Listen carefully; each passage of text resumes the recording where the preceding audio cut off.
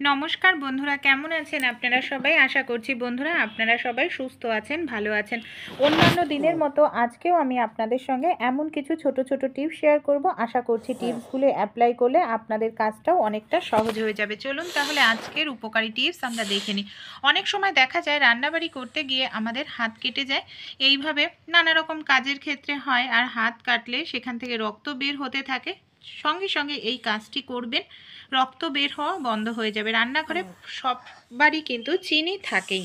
কৌটোতে সামান্য পরিমাণ একটু চিনি নিয়ে নিন, যেখানে কেটেছে সেই জায়গাটা এইভাবে একটু চিনিটা লাগিয়ে দিন। 1 মিনিট মতো রাখুন, দেখবেন রক্ত পড়া বন্ধ হয়ে যাবে 1 মিনিট মানে রাখলেই। তারপর জায়গাটাকে খুব ভালো করে ধুয়ে নিয়ে আপনারা যে কোনো অ্যান্টিসেপটিক ক্রিম এখানে লাগিয়ে নিন। ঘরোয়া এই ছোট্ট টোটকাটি অ্যাপ্লাই করলে দেখবেন আপনাদের কোনো রকম যে রক্ত পড়ার সমস্যা বন্ধ হচ্ছে না, সেটা বন্ধ হয়ে যাবে। তরকারিতে আমরা অনেকেই কিন্তু টমেটো খেয়ে থাকি, কিন্তু অনেক সময় দেখা যায় টমেটো দিলে টমেটোর খোসাটা সেদ্ধও হয় না, এমনকি আমাদের হজমও হতে চায় না। সেক্ষেত্রে কিভাবে তরকারিতে বা মশলায় আমরা টমেটো ব্যবহার করলে খুব সুন্দরভাবে সেদ্ধও হবে, এমনকি আমাদের হজমও হবে। এখানে দেখুন একটি আমি চামচ নিয়ে নিয়েছি, চামচের হ্যান্ডেলটা টমেটোর মধ্যে এইভাবে ঢুকিয়ে দিলাম। তারপর টমেটোটাকে আমি গ্যাসের ওপর 10 সেকেন্ডের জন্য ধরবো। 10 সেকেন্ডও প্রয়োজন নেই, তারও কম টাইমের মধ্যেই আমাদের কাজটি কিন্তু হয়ে যাবে। এই দেখুন এইভাবে একটু উল্টে পাল্টে আমি ঘুরিয়ে নিয়েছি। এখানে আমি 7 সেকেন্ড রেখেছিলাম, গ্যাস বন্ধ করে দিয়েছি। এই দেখুন হালকা একটু তাপ দেওয়ার কারণে টমেটোর ওপরে যে পাতলা একটি প্লাস্টিক ধরনের খোসা থাকে, কত সহজেই সেই খোসাটা আমরা ছাড়িয়ে নিতে পারছি। এই ছোট্ট কাজটি যদি আপনারা করে তারপর টমেটোটা আপনারা তরকারিতে ব্যবহার করেন, দেখবেন তাহলে আপনাদের যে তরকারিতে টমেটোর খোসা মানে সেদ্ধ হয় না, হজম হয় না, সেরকম সমস্যা কিন্তু হবে না, খুব সুন্দর সেদ্ধও হবে। আর এই কাজটি কিন্তু করাটাও অনেকটাই সহজ। এবার আপনারা পেস্ট করে দিতে পারেন বা ছোট ছোট করে পিস করে তরকারির মধ্যে দিয়ে দিতে পারেন। চলুন তাহলে পরবর্তী যে টিপসটি আছে আমরা দেখে নিই। অনেক সময় বাচ্চারা নর্মালভাবে ফল দিলে খেতে চায় না, বিশেষ করে তরমুজ, বেদানা। তাই আমরা এটাকে রসটা বের করে জুস হিসাবে বাচ্চাদের দিয়ে থাকি। কিন্তু জুস করার জন্য আবার অনেকের জুসারের প্রয়োজন, প্রত্যেকের বাড়িতে কিন্তু জুসার থাকে না। আর ছোট বাচ্চা যদি হয় কামড়ে খেতেও পারে না, তখন আমাদের জুস করতেই লাগে। ছোট্ট একটি কাজ করতে পারেন, এই ধরনের ছাঁকনি, চা ছাঁকনি প্রত্যেকের বাড়িতেই থাকে। একটি চা ছাঁকনির সাহায্যে খুব সহজেই কিন্তু আমরা ফলের জুস বের করে নিতে পারি। এখানে দেখুন আমি একটি বাটি নিয়ে নিয়েছি আর একটি ছোট্ট গ্লাস নিয়ে নিয়েছি। চা ছাঁকনিটাকে উল্টো করে গ্লাসটার ওপরে এইভাবে রেখে আমি এখানে তরমুজের রসটা বের করব, মানে তরমুজের জুস করব। এর জন্য তরমুজটাকে এইভাবে দেখুন ঘষে নিচ্ছে। এইভাবে ঘষতে থাকলেই আপনারা দেখতে পাচ্ছেন কত সুন্দরভাবে তরমুজের যে রসটা সেটা কিন্তু বের হচ্ছে। এইভাবে আপনারা খুব সহজেই তরমুজ, বেদানা এই জাতীয় ফলের রসগুলো করে নিতে পারবেন, মানে জুসটা বের করতে পারবেন। কোনো রকম আপনাদের এখানে জুসারের কিন্তু প্রয়োজন পড়বে না। ছোট্ট এই কাজটি করলে আপনারা বাচ্চাদের জুসার, মিক্সার ছাড়াই, কারেন্টের খরচা ছাড়াই জুস বের করে নিতে পারবেন। দেখুন কত সুন্দরভাবে আমার এই জুসটা বের করা হয়ে গেছে। আর একটি টুকরো রয়েছে, আমি সেই টুকরোটাকেও কিন্তু আপনাদের জুস বের করে দেখাবো। এবার আমরা গ্লাসটাকে সোজা করে নিচ্ছি, আর এবার আমি ছেঁকে আপনাদের দেখাচ্ছি। এইভাবে ছেঁকে নিলে দানা টানাগুলো সব আলাদা হয়ে যায়, আর বাচ্চাদেরকে দিতেও আমাদের সুবিধা হয়। এইভাবে আমি একটু বড় বড় যেগুলো টুকরো রয়েছে হাতের সাহায্যে চটকে নিচ্ছি। ছোট্ট টিপসটি ভালো লাগলে অবশ্যই আপনারাও ট্রাই করে দেখবেন। পরবর্তী যে টিপসটি শেয়ার করব, অনেক সময় দেখা যায় আমরা ভাত রান্না করি, ভাতটা বসিয়ে অন্য কোনো কাজে গেলে দেখা যায় ভাতটা হয়তো বেশি পরিমাণ ফুটে যায় আর নরম হয়ে যায়।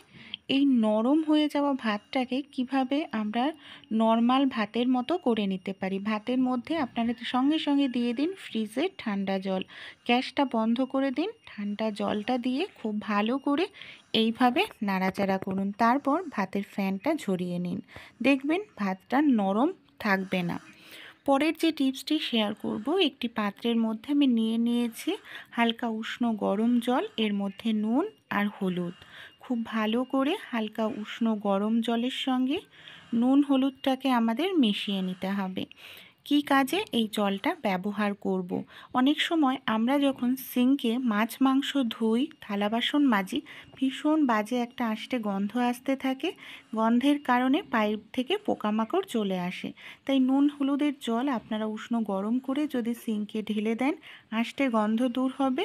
এমনকি পাইপে কোনো পোকামাকড় বেয়ে সিঙ্কের ওপরে উঠে কিন্তু কখনোই আসবে না। পরবর্তী যে টিপসটি শেয়ার করব, অনেক সময় দেখা যায় অল্প পরিমাণ আমরা মশলা করতে গেলে মিক্সারে হয় না। এখানে দেখুন আমি সামান্য পরিমাণে একটু মশলা নিয়ে নিয়েছি। কিভাবে আমরা করতে পারি যাতে মশলাটা খুব সুন্দর পেস্ট হয়, এর জন্য একটি ছোট্ট কাজ করতে হবে। এখানে যে মশলা নিয়েছি আমি, সামান্য পরিমাণ আদা, 1 চামচ জিরা আর 3টে কাঁচা লঙ্কা। মশলা করার সময় সামান্য পরিমাণ নুন দিয়ে দিন। এবার কি করব, মশলাটাকে সবার প্রথমে জল ছাড়া ঘুরিয়ে নেব, তারপর সামান্য পরিমাণ একটু জল দিয়ে মশলাটাকে পেস্ট করব। এই নুন দেওয়ার কারণে দেখবেন সামান্য পরিমাণ মশলাও যদি আপনারা পেস্ট করেন, খুব সুন্দর পেস্ট তৈরি হবে। এই দেখুন আমি মশলাটা আপনাদের পেস্ট করেও দেখালাম, দেখতেই পাচ্ছেন সামান্য পরিমাণ মশলা কত সুন্দর পেস্ট হলো। আমরা যে এই ধরনের লেবুগুলো খাই, মৌসম্বি লেবু, অনেক সময় অনেক দিন ধরে ঘরে এনে রাখলে শুকিয়ে যায়, রসটা কম হয়। তাই একটি পাত্রের মধ্যে হালকা উষ্ণ গরম জল নিয়ে লেবুগুলোকে 10 মিনিট ভিজিয়ে রাখুন, তারপর কাটুন, দেখবেন রসের পরিমাণ বেশি হবে। এই ধরনের যে মাছগুলো হয় না, যে মাছের আঁশটা খুব ছোট ছোট হয়, এমনকি মাছের আঁশ ছাড়াতে আমাদের অনেকটা সময় লাগে। আমাদের বাড়িতে এই ধরনের অনেক পুরনো তালা বা তার চাবি থাকে যেটা নষ্ট হয়ে গেছে। এই ধরনের একটি পুরনো চাবি এখানে আমি নিয়ে নিয়েছি। চাবিটা দিয়ে মানে মাছের উল্টো দিক দিয়ে এইভাবে দেখুন টান দিচ্ছি। এর ফলে মাছের যে ছোট ছোট আঁশ কত সহজেই আমরা ছাড়িয়ে নিতে পারছি। আর এইভাবে যদি মাছের আঁশ ছাড়াই, ছুরি, বটি, চামচের থেকেও কিন্তু খুব দ্রুত আমরা মাছের আঁশ ছাড়াতে পারি। সময়ও কম লাগে, কাজটিও আমাদের অনেকটাই সহজ হয়ে যায়। আর যারা নতুন গৃহিণী, মাছ কাটতে গেলে যাদের হাত কেটে যায়, তারা এই ছোট্ট টিপসটি অ্যাপ্লাই করবেন, কোনো রকম হাত কাটার সম্ভাবনা থাকবে না। দেখুন কত সুন্দরভাবে আমি মাছের আঁশ ছাড়িয়ে নিয়েছি। এক পাশে ঠিক উল্টো দিকের আঁশটাও ছাড়িয়ে নেব। অনেক সময় ছুরি বটি দিয়ে আমরা অনেক সময় মাছ কাটতে গেলে বসে বসে মাছ কাটি, কোমর যন্ত্রণা, হাঁটু যন্ত্রণা করে। তাই আপনারা যে কোনো জায়গায় দাঁড়িয়ে একটি কাঁচির সাহায্যে মাছ কেটে নিতে পারেন। যারা নতুন গৃহিণী, এইভাবে মাছ কাটলে আপনারা বসার প্রয়োজন পড়বে না, যে কোনো জায়গায় দাঁড়িয়ে কাটতে পারবেন, সেই সঙ্গে হাতও কাটবে না। এখানে দেখুন আমি কাঁচি নিয়ে নিয়েছি, আর কাঁচির সাহায্যে মাছের ডানা, কানকো, মানে লেজ, এই অংশগুলো আমি এইভাবে কেটে দেখুন আলাদা করে নিলাম। এবার আমি কিন্তু কাঁচির সাহায্যে মাছটাকে এইভাবে ছোট ছোট করে পিস পিস করে নিচ্ছি। কাঁচির সাহায্যে মাছ কাটতে আপনাদের কোনো অসুবিধা হবে না। একবার আপনারা কিন্তু অবশ্যই কাঁচির সাহায্যে মাছ কেটে ট্রাই করে দেখবেন, কারণ বাজারেও কিন্তু এইভাবে খুব দ্রুত মাছ কাটে। সমস্যাটা হয় মাথা নিয়ে। অনেক সময় মাছের মাথা কাটতে আমাদের বাড়িতে খুবই অসুবিধার মধ্যে পড়তে হয়। তাই ছোট্ট এই কাজটি করবেন, একটি ছুরি নিয়ে নেবেন। দেখুন মাথার মধ্যে এইভাবে আমি ছুরিটাকে কিন্তু গেঁথে নিচ্ছি। তারপর আমি নিয়ে নিয়েছি একটি ব্যালন। আমাদের বাড়িতে অনেক সময় এক্সট্রা যে ব্যালন থাকে, সেরকম একটি ব্যালন নেবেন। ব্যালন দিয়ে এইভাবে ধীরে ধীরে বাড়ি দিতে থাকবেন। দেখবেন যত বড়ই মাছের মাথা হোক না কেন, আপনারা কিন্তু ব্যালনের সাহায্যে খুব সুন্দরভাবেই মাছের মাথাটা কেটে নিতে পারবেন, কোনো রকম আপনাদের অসুবিধা হবে না।